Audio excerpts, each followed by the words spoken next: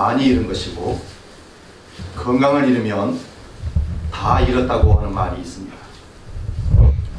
저는 모든 걸 다 이루었지만 건강을 잃어버리면 다 잃어버렸다는 것을 공감하고 동감합니다. 그런데 신앙인은 거기서 멈추면 안 됩니다. 한 단계 더 나아가면, 건강을 잃으면 이 땅에서 있는 것을 모두 다 잃었다고 할 수 있겠지만, 하나님을 잃어버리면, 신앙을 잃어버리면 이 땅에서뿐만 아니라 저 영원한 내세의 세상에서도 모든 걸 잃어버린 사람이 되기 때문에 어쩌면 평생 후회할 일을 만들게 된다는 사실에서 신앙인들은 건강을 넘어서 그 다음 단계, 하나님을 계속 붙들고 하나님과 함께 살아가야 한다는 것을 꼭 기억하시기를 바랍니다.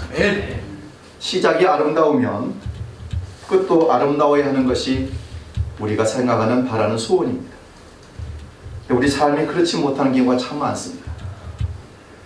오늘은 한 해의 마지막 주일인 송년주의로 예배를 드립니다. 한 해가 마무리하는데 마음이 시원치 않고 뭔가 답답함이 있을 거예요. 내 마음대로 내가 소원한 대로 다 이루어지지 않은 부분이 있어서 우리 마음이 실망되는 부분도 있을 것입니다. 국가적으로, 교회적으로, 개인적으로, 가정적으로. 그러나 참 감사할 것은 내년이란 새로운 한 해가 우리에게 또 다가오기 때문입니다. 만약에 오늘이 우리가 마지막 인생이라고 한다면, 우리 부족함을, 우리 연약함을 만회할 수 있는 기회가 없다면 이것처럼 억울한 일이 어디 있겠습니까? 성경은 말합니다. 히브리서 9장 27절에 한 번 죽는 것은 사람에게 정한 것이고 그 이후에는 심판이 있으리라. 심판날 우리가 하나님 앞에 서게 될 때에 하나님이 우리에게 묻습니다. 너는 뭘 가지고 왔느냐? 나에게 무엇을 내놓을 수 있냐고 물은다면 우리는 난감할 것입니다. 시작을 잘하는 것도 어렵지만 끝을 유중의 미로 아름답게 끝내는 것은 더 어렵습니다. 잘 출발했는데 마지막에 용두사미로 끝나는 사람들이 있어. 또 잘못 출발했는데 마지막에 굉장히 아름답게 잘 끝난 사람이 있다면 그거는 정말 칭찬할 만하고 만족한 인생이 될 것입니다. 학생이 처음에 학교 들어갈 때는 공부를 못했는데 졸업할 때는 우등상을 타고 공부를 잘했다면 그는 박수할 일입니다. 처음에는 공부를 잘해서 수석으로 장학생으로 들어갔는데 졸업할 때는 학점이 모자라서 낙방을 한다면 그거는 칭찬받을 말이 겠고 아닐 것입니다. 직장인도 마찬가지입니다. 처음에 직장에 들어갈 때, 사업을 할 때는 참 미약하고 힘들었습니다. 그런데 한 해를 결산하고 보니 많이 성장하고 발전하는 모습을 보면서 대견해 할 것입니다. 결혼 생활도 마찬가지입니다. 처음 만났을 때 눈이 반짝하면서 세상에 이와 같은 사람, 이와 같은 아내, 남편이 없다고 생각해서 결혼했을 거예요. 그런데 3년이 10년이 못 가서 갈라지고 문제가 깨지는 문제가 있다면 그걸 누가 칭찬할 수 있겠습니까? 처음에는 별거 환경도 여건도 안 돼서 탐탁지 않았는데 살다 보니 3년, 6년, 9년, 10년 살다 보니 갈수록 좋아지는 내 아내, 내 남편이라면 그는 성공적인 결혼 생활을 하고 있는 사람일 것입니다.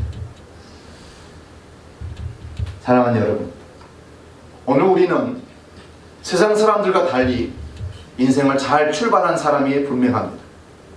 왜냐고요? 예수를 믿고 믿음의 사람으로 가고 있기 때문에 그렇습니다. 영생이 있는, 내세계에 있는 삶을 사는 우리 인생은 분명히 잘 출발한 것입니다. 그런데 자만하지 마십시오. 왜냐하면 우리 인생 마지막 끝날까지 그 믿음을 지킨다는 것이 쉬운 일이 아니기 때문에 그렇습니다. 그래서 한 걸음 한 걸음 정말 조심스럽게 겸손하게 주님의 손을 잡고 끝까지 걸어가야 할 것입니다. 저를 보세요. 고무줄은 그대로 잡고 있으면 이만한 사이즈로 머물러 있습니다. 그러나 이 고무줄을 늘리면, 끝까지 늘리면 상상도 못할 길이로 늘어납니다. 그러므로 내 인생을 이 정도로 생각하시면 안 됩니다. 올해로 실패했다고, 절망했다고, 상처받았다고, 아픔이 있었다고, 괴로움이 있었다고 끝나는 것이 아니라 인생은 길다는 것입니다. 늘려서 끝까지 내 인생을 봤을 때 내가 성공했느냐 실패했느냐가 거기서 결정되는 거예요. 그러므로 우리는 인생을 잘 출발했으니 지금 실망하지 마시고 끝까지 가면 반드시 하나님께서 나를 성공적인 인생으로 이끌어 주실 것을 믿고 주님 손잡고 끝까지 가시기를 주의 이름으로 축원드립니다. 아멘. 마태복음 21장에 보면 예수님이 두 아들 비유를 하고 계십니다. 어느 아버지가 포도원을 크게 잘 가꿔놨는데 결실의 계절 가을이 됐습니다. 이스라엘은 건기와 우기가 있는데 가을이 우기가 시작되는 겁니다. 그때 곡식을 뿌리는 거예요. 포도는 그 전에 거둬들여야 됩니다. 농사를 지어놨는데 우리 집만 농사를 지은 것이 아니라 이웃집도 농사를 다 지었기 때문에 품꾼이 없어. 그래서 두 아들을 앉혀놓고 아버지가 부탁을 합니다. 아들아, 오늘 둘 다 아버지가 지어놓은 포도원에 가서 포도를 좀 땄으면 좋겠다. 큰아들이 그 얘기를 들으면서 아버지, 제가 가서 따겠습니다. 대답을 잘했습니다. 역시 우리 장남이 최고야. 아버지는 마음에 굉장히 기쁨이 있었어요. 둘째 아들에게도 당연히 형이 가니까 가게에서 도와주겠다 생각을 했던 거죠. 너도 가서 포도원에 가서 오늘 일을 좀 해라. 그랬더니 둘째 아들이 싫어요. 나는 안 갑니다.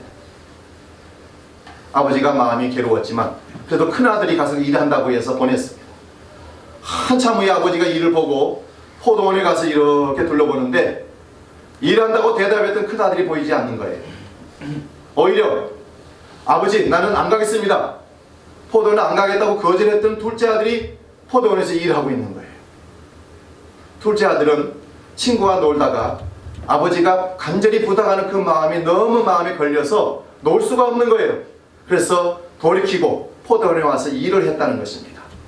예수님이 두 이 얘기를 사람들에게 들려주면서 묻습니다. 누가 아버지의 뜻대로 한 아들인가? 어떤 아들입니까? 그렇습니다. 하나님은 마지막을 항상 기억하십니다. 안 한다고 했지만 회개하고 돌이켜서 아버지가 원하는 그 일을 감당하는 아들을 하나님은 찾고 계십니다. 말만 번지를 하고 마지막이 좋지 않은 아들을 하나님은 기대하지 않습니다. 집에서 아버지를 모시고 사는 큰아들을 아버지는 칭찬하는 것이 아니라 당자였지만 아직 아버지 품으로 돌이키고 인생을 공부하고 돌아온 둘째 아들을 사랑하면서 그를 축복하고 있습니다. 오늘 우리는 우리 인생을 하나님 앞에서 어떻게 살고 있는가? 화장실에 가면 아름다운 사람은 머물다 간 자리도 아름답다는 말이 규기가 써 있습니다. 여자 화장실은 안 가봤지만 남자 화장실은 그게 더 써 있습니다. 그래서 왜 이렇게 써 있을까? 남자분들이 볼일을 보면서 많이 지려요. 그래서 발을 딛고 소변을 볼 수 없을 정도로 지저분하니까 그 말을 써놓은 것 같아요. 그런데 저는 그 말이 굉장히 유익한 말이라고 생각합니다. 아름다운 사람이 머물다 간 자리는 그 뒷자리도 아름다워요. 그 사람이 아름다운 사람, 인격의 사람이면 만난 다음에도 흉볼 일이 없어. 깨끗해. 또 만나고 싶어. 그러나 인생이 인격이 아름답지 못한 사람이 머물다 간 자리는 문제가 항상 도사리고 넘쳐납니다. 우리의 뒷모습이 아름답기를 축원드립니다. 아멘. 시작 잘하고 중간도 잘하고 끝도 잘하면 너무 좋겠지만 우리가 그러지 못한 연약한 인간의 육체를 갖고 있기 때문에 장담을 할 수가 없습니다.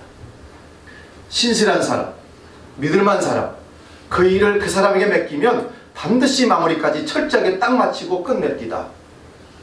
하나님은 이런 사람을 굉장히 좋아하십니다.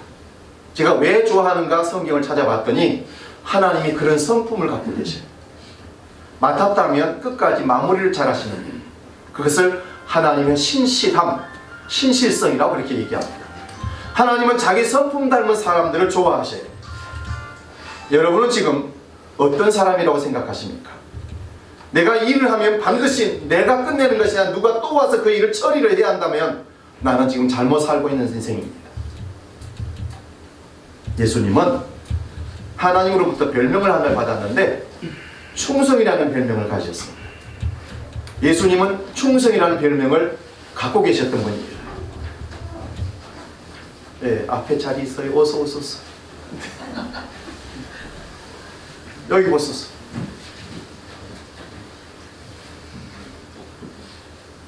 예수님이 이 땅에 재림하셔서 심판주로 오실 때 요한계시록 19장에 예수님을 요한은 이렇게 말했습니다. 그런 충신이시요 진실이시다. 처음도 충성이고 마지막도 진실이라. 처음과 끝이 같아. 그래서 알파와 오메가시고 동일하시고, 그분은 아버지 하나님께도 충성되게 헌신하셨습니다. 어떻게까지? 십자가에 죽기까지 복종하시고 충성했습니다. 예수님이 살아계실 때 자기 제자들을 가르칠 때도 마찬가지였습니다. 사랑하는 제자들에게 작은 일에도 충성하라, 죽도록 충성하라 명령하셨습니다.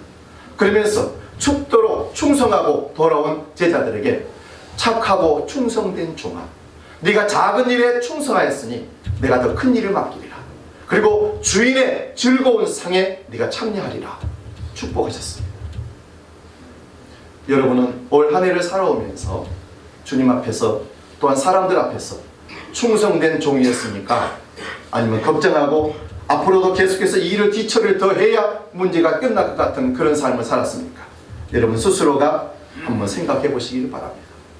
오전에 성경 공부할 때 여러분의 인생을 점수를 몇 점쯤 줄 수 있냐고 물었더니 어떤 권사님은 10점, 어떤 집사님은 5점, 어떤 분은 40점, 어떤 분은 60점이라고 얘기합니다. 그런데 점수로 환산할 수 없는 것이 하나 있어요. 다른 거 다 실패했어도 내가 믿음의 줄을 붙들고 있다면 당신은 100점이에요. 왜요? 하나님이 100점짜리시니까. 할렐루야. 네. 여러분, 내가 한 것을 가지고 점수를 매겨서 내 인생 실패했다 생각하지 마세요. 왜냐하면 나도 나를 어찌할 수 없는 하나님이 나를 딱 붙들고 있다면 나는 반드시 100점짜리 인생으로 반드시 마지막에 성공할 수 있기 때문에 그렇습니다. 네. 내일에 대한 희망이 없는 사람은요, 지나간 과거를 계속 들먹이면서 그때가 좋았다, 아 옛날이요, 이런 분들이 많더라. 왜 그럴까요? 내일에 대한 희망도 없고 현실이 힘드니까 자꾸 과거를 갖다가 자기를 치장하는데 전진해서 앞장 나서 가는 모든 삶에는 이것이 도움이 전혀 되지 않습니다. 오히려 방해꾼이 됩니다. 그래서 그것을 과감하게 자르고 버려야 됩니다. 그게 성공적이었던 실패였던 정리하고 새롭게 출발하는 결단이 우리에게 필요합니다. 이스라엘 백성들이 애굽에서 탈출했습니다. 그리고 광야 40년 생활에 들어갔습니다. 광야 생활에 없는 것이 너무 많습니다. 물도 없고 먹을 것도 없고 입을 것도 없습니다.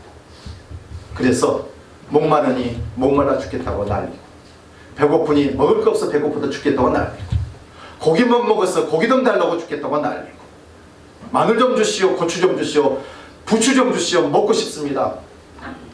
원망하고 원망할 때마다 모세와 하나님을 그들은 뭐라고 원망한 줄 아세요? 차라리 우리가 애굽의 종되었던 때가 더 나았다, 돌아가자. 이것이 과거를 회상하는 이스라엘 백성들의 무식한 행동입니다. 차라리 애굽에서 종되었던 때가 더 나았다, 돌아가자. 여러분, 남의 나라에서 종살이 사는 것이 뭐가 더 나았겠습니까? 잠시만의 고통, 잠시만의 시련, 아픔, 목마름, 그걸 참지 못해서 과거 애굽에서 종살이 할 때가 더 나았다고 얘기하는 이 무식한 사람들의 얘기가 오늘 우리의 얘기가 아니었으면 좋겠습니다. 내일에 대한 소망이 약해지고 오늘의 삶이 힘들면 약한 마음을 먹고 옛날로 돌아가려고 하는 그 마음들이 우리 속에 항상 자리 잡고 있습니다. 오늘 전도자는 강력하게 우리에게 말합니다. 10절 말씀에 옛날이 오늘보다 낫다고 하는 말을 하지 말라. 이건 지혜로운 사람이 아니다. 좀 힘들고 어려울 수 있습니다. 좀 괴롭고 힘들 수 있습니다. 그러나 오늘 나는 여기서 끝나는 것이 아니라 아직 남아있는 하나님의 계획, 하나님의 시간이 있다. 그리고 참고 기다릴 수 있기를 바랍니다. 네. 올해 많이 힘든 분이 계셨을 거예요. 건강적으로도 그렇고 경제적으로도 그렇고 인간관계적으로도 많이 힘든 부분이 있었을 거예요. 그렇다고 여러분, 나는 끝났다 절망할 필요 없어요. 왜요? 하나님이 아직 기회를 더 주고 있기 때문에 그렇습니다. 일의 끝이 시작보다 낫다. 이 말은 시사하는 바가 참 많습니다. 희망이 있다는 겁니다. 반전이 있다는 것입니다. 내 인생은 이렇게 끝나는 것이 아니라 확 바꾸시는 하나님의 역사가 있다는 것입니다. 그래서 우리가 아직도 살만한 존재인 것입니다. 무엇인가 시작할 때는 참 계획이 많이 필요합니다. 구체적이고 자세하게 계획을 세우는 건 참 필요합니다. 그런데 계획만 갖고는 안 됩니다. 중간에 여러 가지 고비들이 많아요. 그걸 타고 넘는 것은요, 마지막을 기다리는 희망이 있어야 되는 거예요. 믿음이 있어야 되는 거예요.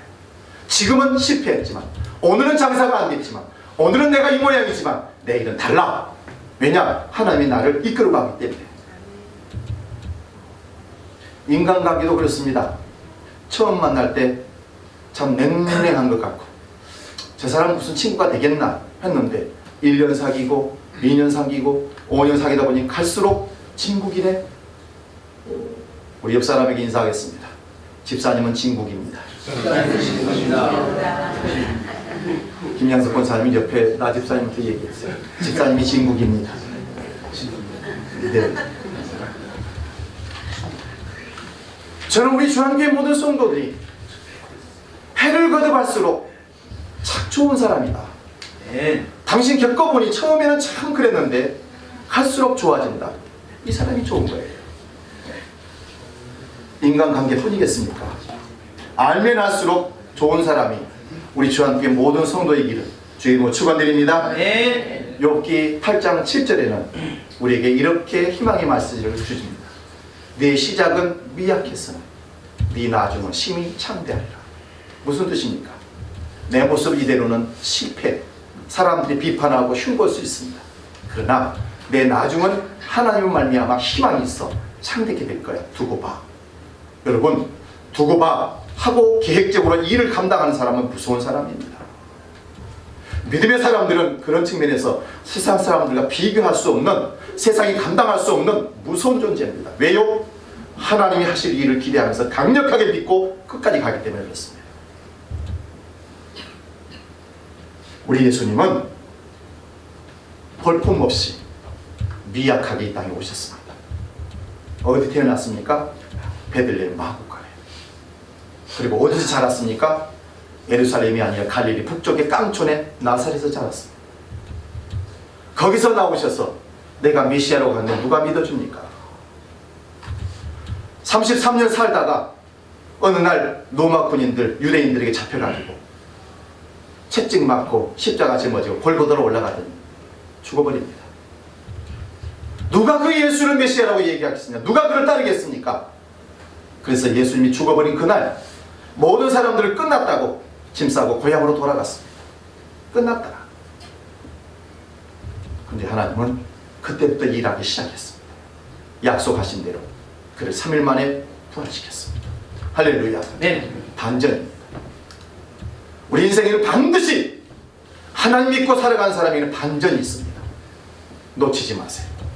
지금 실패했다고 절망하고 내려놓지 마세요. 반드시 반전의 시간이 다가옵니다.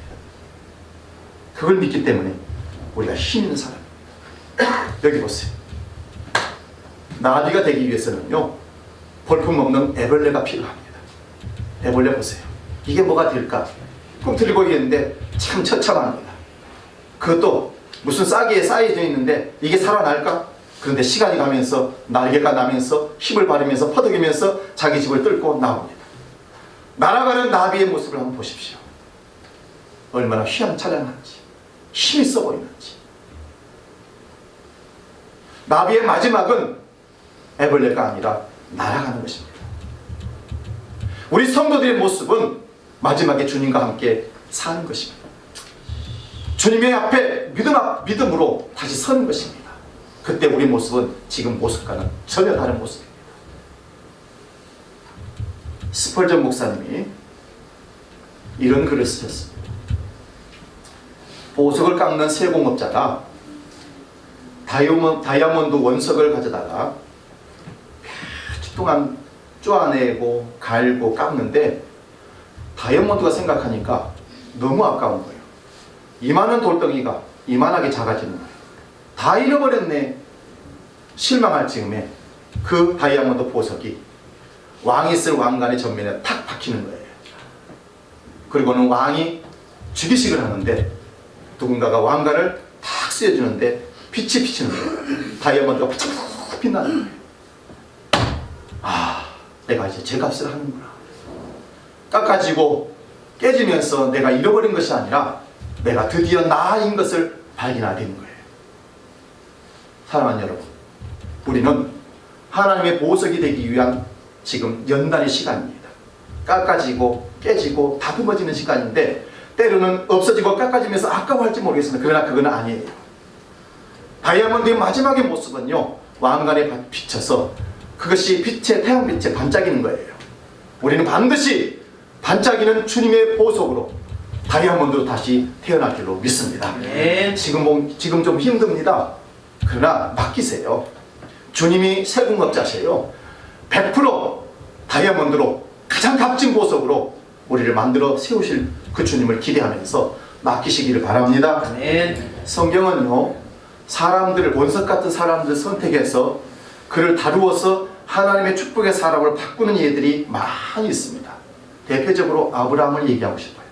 그는 갈대아라는 우르에, 우상의 도시에, 농사짓는 깡촌에 몇십 년을 살았습니다. 근데 어느 날 하나님께서 아브라함을 부르시더니, 야, 네 아내와 함께 너 내가 지시할 땅으로 가. 성경에는 갈 바를 모르고 갔는데 그게 가나안 땅이었다는 것입니다. 하나님이 가라고 했는데 갔는데 누가 먼저 가서 집을 지어놓고 직장을 마련해놓고 당신 이사 오시오, 그런 게 아니었습니다. 한 번도 가보지 않는 땅입니다. 근데 하나님이 가라는 거예요. 근데 당시 아브라함에게는 결혼하고 몇십 년이 지났는데 아이도 없어요. 자기 인생에 물려줄 후손도 없는 거예요.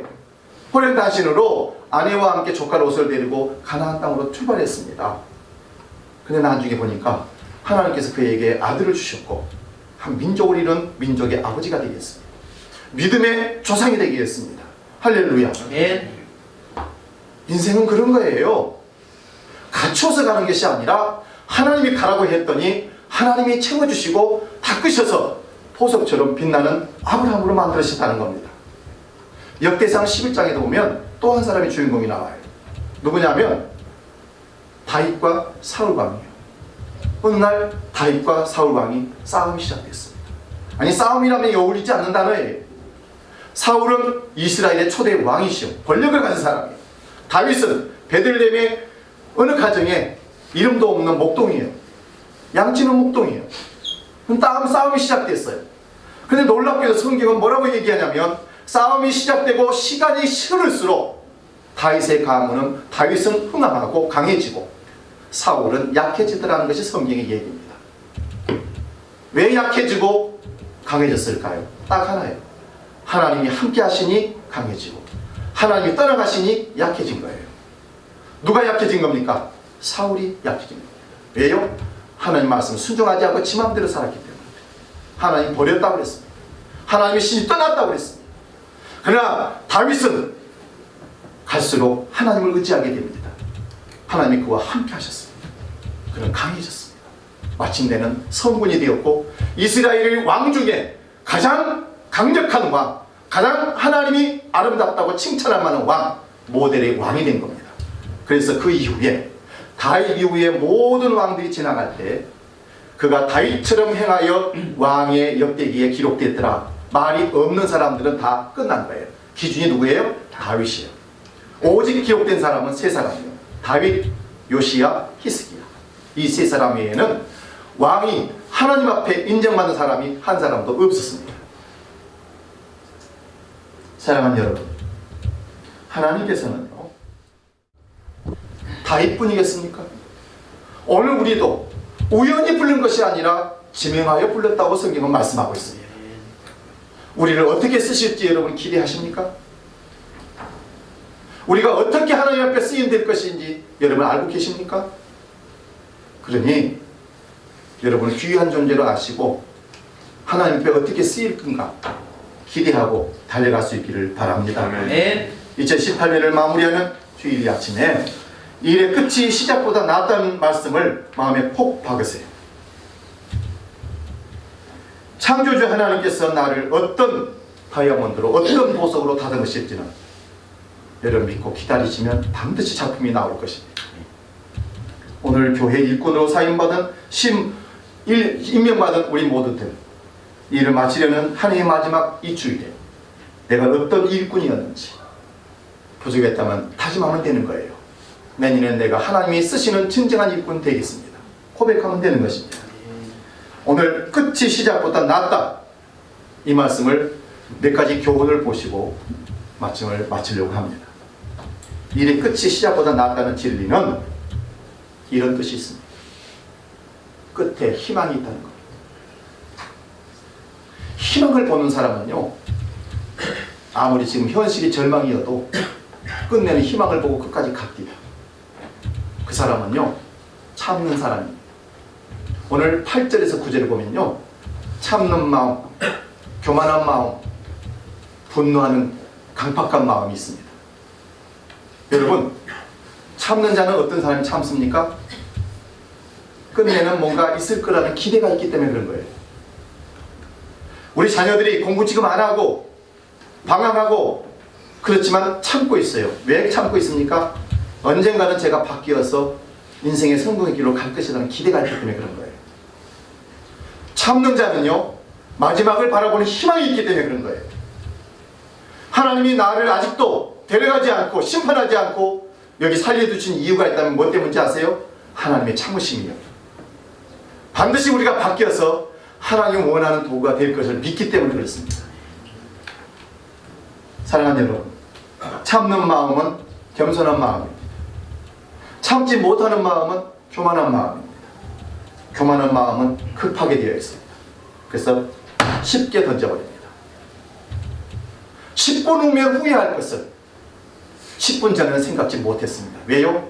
자기 스스로 판단해서 감정이 치우쳐서 던져버렸기 때문에. 그러나 참는 사람은 그렇지 않습니다. 끝까지 보고 있다가 마지막 시간에 딱 둡니다. 기가 막히죠.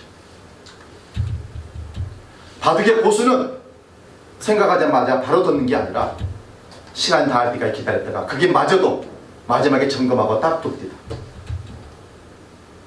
믿음의 사람은 적어도 그런 기다림, 참는 마음이 있어야 됩니다.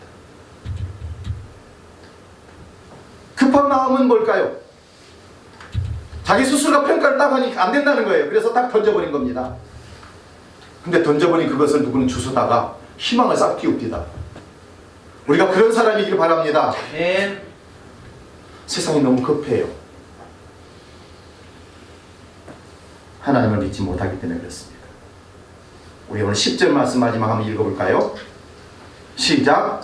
옛날이 오늘보다 나음이 어찌미냐 하지 말라. 이렇게 묻는 것이 지혜가 아니니라. 여러분, 제가 엊그저께 어떤 권사님 전화를 받았는데요, 자기 교회 오신 목사님이 한 6개월 됐나봐요. 목사님, 구간이 명관이에요. 무슨 소리요? 지난 목사님 훨씬 더 정도 있고 목회를 잘 하시는 것 같아요. 그래서 내가, 권사님 왜 그렇게 쓸데없는 말을 하세요? 목사님 왜 그래요? 그거 필요 없는 말이잖아요. 그러면 그분 다시 데리고 올 거예요? 구간이 맹관이란 말은 좋은 말이 아니에요. 과거는 반드시 앞으로 가는데 장애물이 된다는 거예요. 그거 잘라버려야 돼요. 잊어버려야 돼요. 구간이 맹관이 아니라 지금 있는 사람이 좋은 사람이 될 것을 믿습니다 하고 힘을 주셔야 돼요. 우리는 왜 쓸데없는 말에 신경을 쓸까요? 그러면 그 목사님, 세원 목사님 쫓아내고 그 목사님 모셔올 거예요? 그래서 권사님 혼을 냈어요. 다시는 믿음의 사람은 그런 말 쓰는 게 아니다. 구간이 맹관이라니. 아니, 그거는 새로운 사람을 죽이는 거예요. 새로운 사람에게 기대를 가져야 돼요. 희망을 가져야 돼요. 협력해줘야 돼요. 그래야 일이 마지막이 좋아지는 거예요. 할렐루야. 이 세상에 예수님도 미약하게 오셨지만 예수님은 천국을 비유하면서 계자씨와 누룩의 비유를 우리에게 주셨어요. 마태복음 13장에 보면 계자씨 비유가 나오는데요, 여러분 잘 들으세요. 계자씨는 파리똥보다 작아요.